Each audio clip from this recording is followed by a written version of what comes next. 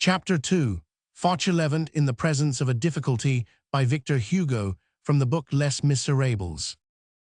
It is the peculiarity of certain persons and certain professions, notably priests and nuns, to wear a grave and agitated air on critical occasions.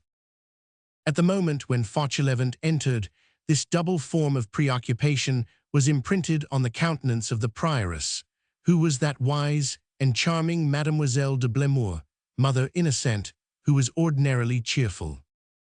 The gardener made a timid bow and remained at the door of the cell. The prioress, who was telling her beads, raised her eyes and said, "Ah, it is you, Father Fauchelevent."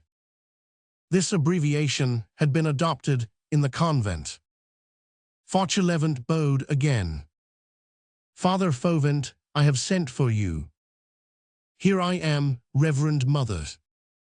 I have something to say to you." "And so have I," said Fauchelevent with a boldness which caused him inward terror.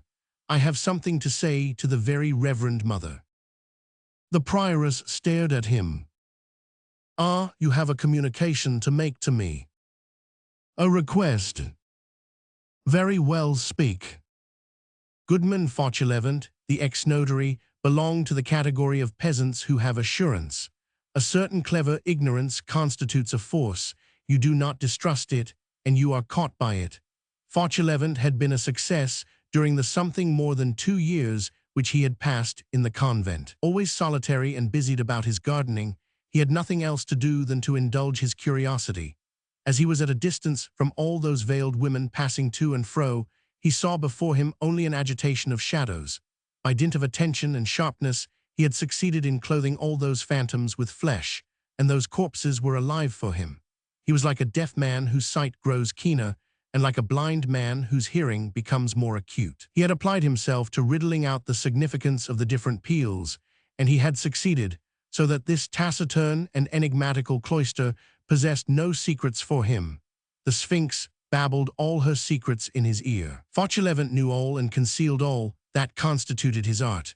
The whole convent thought him stupid, a great merit in religion. The vocal mothers made much of Fauchelevent. He was a curious mute. He inspired confidence.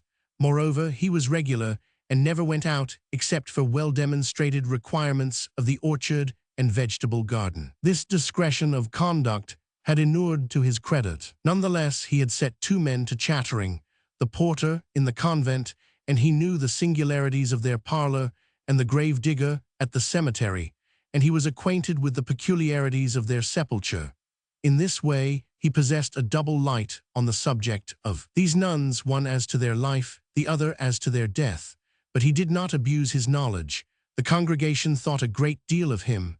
Old, lame, blind to everything, probably a little deaf into the bargain, what qualities? They would have found it difficult to replace him. The goodman, with the assurance of a person who feels that he is appreciated, entered into a rather diffuse and very deep rustic harangue to the Reverend Prioress. He talked a long time about his age, his infirmities, the surcharge of years counting double for him henceforth, of the increasing demands of his work, of the great size of the garden, of nights which must be passed, like the last, for instance, when he had been obliged to put straw mats over the melon beds because of the moon, and he wound up as follows: that he had a brother. The prioress made a movement, a brother no longer young, a second movement on the part of the prioress, but one expressive of reassurance, that, if he might be permitted, this brother would come and live with him and help him, that he was an excellent gardener, that the community would receive from him good service, better than his own, that, otherwise, if his brother were not admitted, as he, the elder, felt that his health was broken and that he was insufficient for the work, he should be obliged, greatly to his regret, to go away, and that his brother had a little daughter whom he would bring with him, who might be reared for God in the house, and who might, who knows, become a nun some day.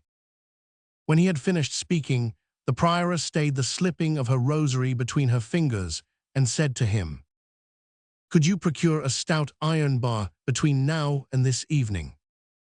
"For what purpose?" "To serve as a lever." "Yes, Reverend Mother," replied Fauchelevent. The prioress, without adding a word, rose and entered the adjoining room, which was the hall of the chapter and where the vocal mothers were probably assembled. Fauchelevent was left alone.